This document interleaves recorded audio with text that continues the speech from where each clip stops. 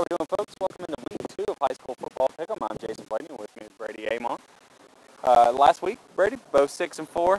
I feel a little worse about mine picking Tallahassee Lincoln to lose by 3 scores, and then they end up winning by 2. That's only a 34-point turnaround or so. No big deal, and I apologize, Coach. Brady tells me you're looking for me at the game. I got a couple calls there, and I was wrong. I was man enough to say it. Yeah.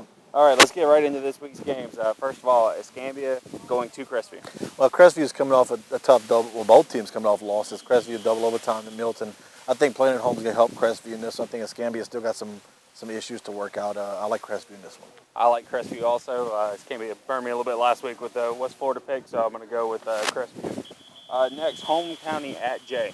Jay coming off an impressive win against Rocky Bayou. They're going to take a little bit of a step up this week against a ranked team in Holmes County. I'm gonna say it's going to be a close one, but I think Holmes County's going to take this. I'm going to take Jay in this one. As we saw last week, really the rankings this early, they don't mean anything. Yeah. So I like Ricky Cofield there. If he can have half the game he had last week, I think they win that one easily.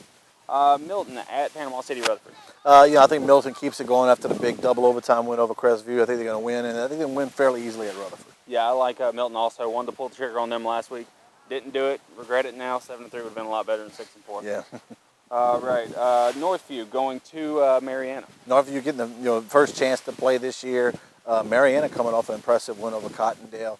I think it's going to be a little bit tougher game for Northview than maybe people think, but I think Northview's going to win. They might show some early season rust since they haven't played yet. I think Northview wins also, but they're playing up a couple of classifications, so it'll always be interesting, just merely because they're outmanned. Yeah. Tate going to Fort Walton Beach. That's an interesting game because I think Tate matches up better with Fort Walton Beach than they did with either St. Charles or Pensacola. I'm going to go ahead and say I think Tate's going to get the first win of the season. I think they're going to go over to Fort Walton Beach and win that one. All right, I'm going to go with Fort Walton Beach on this one, only because Tate's got to prove to me that they can score in their new offense.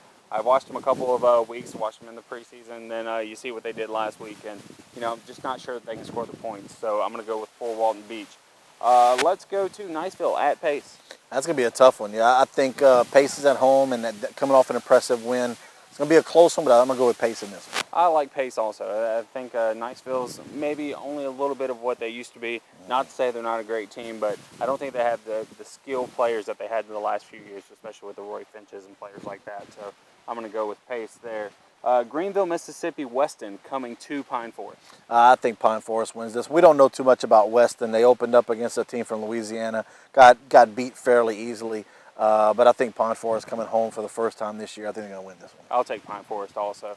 Let's move on to Washington hosting West Florida High. West Florida's got some momentum now. They got their first win over a Pensacola team last week against Escambia. At the same time, Washington was playing with Navarre for 3 quarters. That's a tough one, but I think I'm going to stay with West Florida. They were good for me last week. I'm going to go with West Florida in another upset this week. I'm going to take Washington only because it's athlete for athlete now. It wasn't size against athleticism this week. It's athleticism against athleticism, and I think Jean Funderburg is maybe the best athlete in the area. So I'm going to go with Washington there.